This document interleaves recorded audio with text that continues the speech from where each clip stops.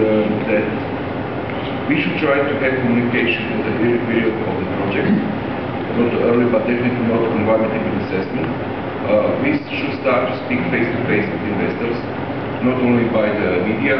Usually, if you want to give a big message to people from the oil company, make a press conference. I think it's not the best way for the society. I think you're losing too much energy in society to fight, and fight is not the reason. And from this point of view, and according to all this project, I'm sure that we need some of these projects in Southeast Europe, but we don't need them all. The second biggest message for this moment for me is that this project, most of them, can be done on an acceptable way for the people who are living there. The real question is the investors ready to pay?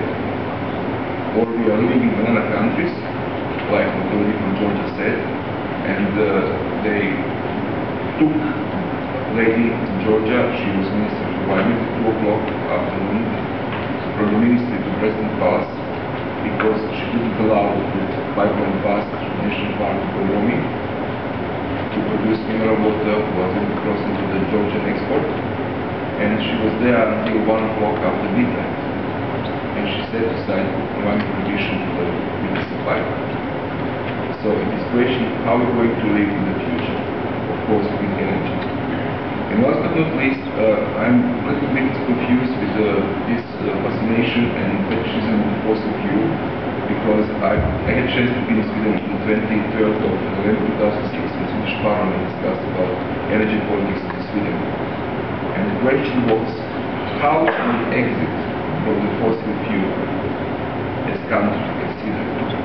Answer what they got 6 months later. We can do it until 2025 using biomass and geothermal sources.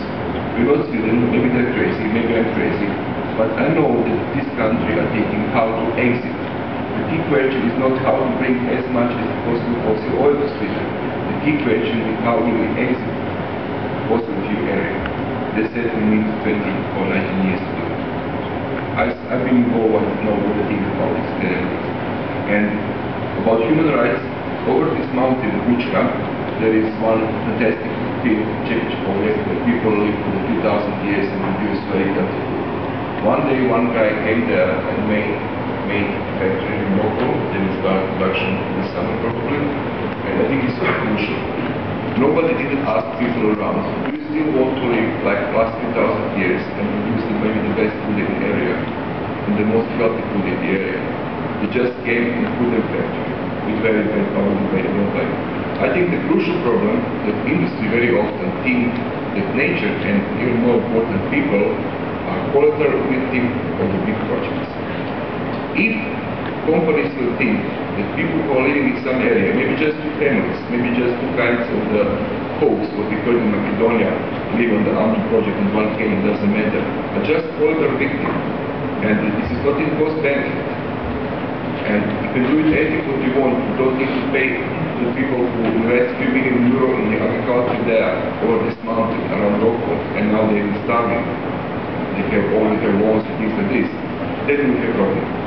When these people start to think that people and nature is not collateral victim of everything, then maybe we have started out. Of course, NGOs must start to support the projects. If they will be done in a good environment way, it is possible. And maybe it's too unrealistic for this moment, for our point of view, but I think maybe this session in Opatija and the next activity will help us to come closer position to, let's say, somehow give green lights from the NGO sectors to some project, maybe not. And obviously from the Opatija case, it is no problem to stop the project. The real question is how to fix the project to be acceptable for everybody, more or less. Thank you.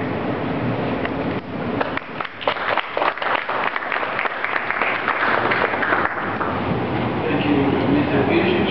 The idea of this intersectoral panel was precisely to try to move from a discussion about contradictions, as Dr. Dekovic said, to bringing the discussion closer and looking at how we can make development really sustainable. This is not necessarily to mean that the project needs to be supported or not supported, but how to at least establish a better dialogue among the key actors. Civil society, I should say, the government, civil society, private sector investors, and also academic community and experts who have the benefit of being a bit further away from the discussion and looking at all three sectors and all the goals involved. We were successful in getting 3 out of the 4, and we did not have in this kind of discussion here present private sector perspective, although we have many participants. It was our hope that we would have a representative of Jana, the Adriatic Pipeline, speaking here, but we do have Mr. Brankovic, who is here, he's a member of the board, and I know that he had some private issues, and I'm very happy that he is native to this meeting and perhaps can participate in the discussion. And also in the following session, we will have Ms. Gordana Sekovic, who is an expert for Jana, who will present the project. So, we are very close to what we tried to get from this meeting in terms of the presentation. And I really hope and believe that these presentations are stimulating enough to provoke discussions. If the private sector is primarily interested in profit and securing that their investment is returned, if policymakers are interested in growth, but also interested in power and staying in power, which means that they have to respond to what the people are thinking and how the people are reacting to energy projects, which can sometimes be this type of suspicious reaction that we have listened to. And if NGOs are there to bother everyone in a constructive way, to criticize, to ask questions, even when those other 2 sectors don't want to hear, but all in the interest of making this growth sustainable, then I think we have a solid basis for discussion. Who would like to participate, ask a question, or ask a comment? Please. We have 2 microphones, so I would like to ask everyone to use the microphone so that we can have the discussion.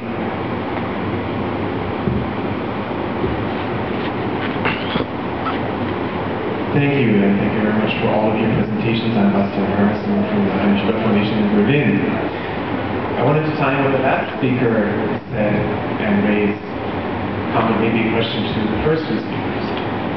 You mentioned the main problem that Croatia has is the expensive import of energy, and with the price of oil and gas continuously rising, a barrel of oil being more than $100, I don't think it's going to go down or up. What do you think the potential for renewable energies, the one source where energy projects are usually not on the list of the general public, except for maybe large hydropower dams? What do you think the potential for that is? And last but not least, there is one energy project which does not include building any large infrastructure or anything like that, and that is energy efficiency. What do you think the potential for that could be in Croatia to secure supply and save a lot of money in the meantime for the economy? Thank you.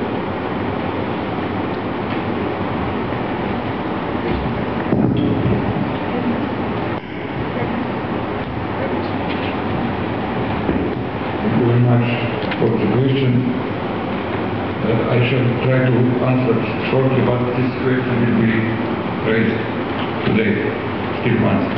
Regarding renewable energy, one can say that today Croatia has one very transparent legal framework, which maybe the main component is so-called feed-in tariffs. We have a big interest, but mainly for the wind, and in this moment it is a registered project for 1,400 megawatts. The reality is that the system can accept 360 megawatts.